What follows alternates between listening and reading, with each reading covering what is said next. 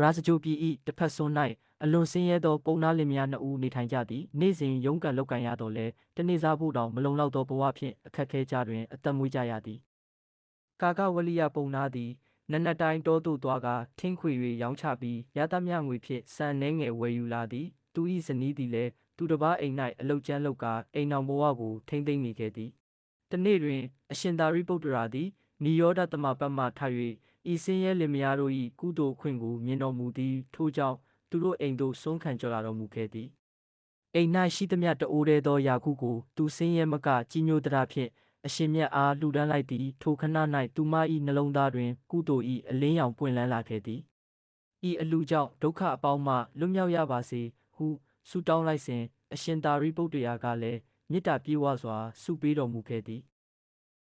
ထိုနေ့ညတွင်ဗိမ္ပိတာယမင်းကြီး၏အမိန့်ဖြင့်သူ့တန်သို့ထမင်းပိုးရမည့်အလုပ်တစ်ခုပေါ်လာသည်ဘီလူကြီးကိုကြောက်ရွံ့သဖြင့်မည်သူမျှမသွားရဲကြပေထိုနေ့ညတွင်ဗိမ္ပိတာယမင်းကြီး၏အမိန့်ဖြင့်သူ့တန်သို့ထမင်းပိုးရမည့်အလုပ်တစ်ခုပေါ်လာသည်ဘီလူကြီးကိုကြောက်ရွံ့သဖြင့်မည်သူမျှမသွားရဲကြပေ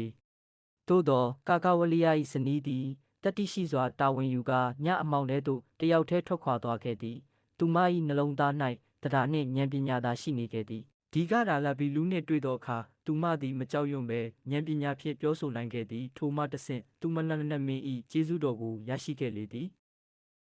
နတ်တို့ပေးသောရွှေအိုးများနှင့်မင်းကြီးကြီးမြင့်သောစုကျေးတို့ကြောင့်ဆင်းရဲလင်မယားသည်တထေးကြီးဘဝသို့တက်လှမ်းနိုင်ခဲ့သည်ဒါဟာကုသိုလ်၏အကျိုးပင်ဖြစ်သည်